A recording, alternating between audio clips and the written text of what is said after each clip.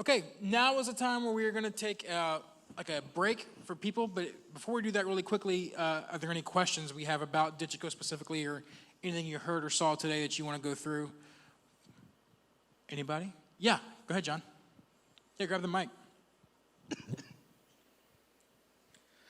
Yeah, so you were talking about sound bleeding through the mics, through the drums. But is there any way to fix that with MD?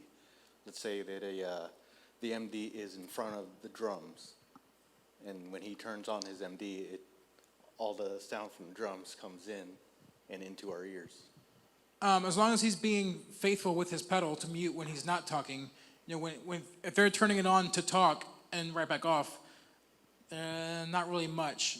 We just have to talk about a better placement, a better position for them to be. But if they turn it on and leave it on, right, then we can gate it as a fail-proof, as a backstop. We can gate it on our side in case they do leave it on. But if they're being good about it and turning it on, talking and turning it back off, that's about as good as it's going to get for us in most cases. Yeah, Al? Are there different mics you can use for the MD to narrow that field? Yeah, there are. There's certainly different pickup patterns in different microphones. I think most of our campuses have Audix mics, which are pretty directional. They're very popular in rock and roll.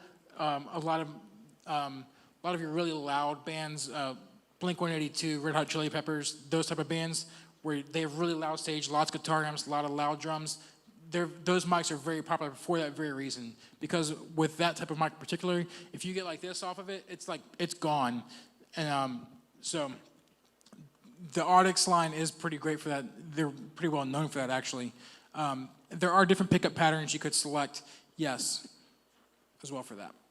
But the best option is just placement on stage and just maybe just even aiming the mic. Instead of aiming it like this towards the mic, like just maximum rejection. And even if the bass player has to do this to talk or something a little bit less obvious maybe, but just fixing it physically on stage is probably the best option. Any other questions?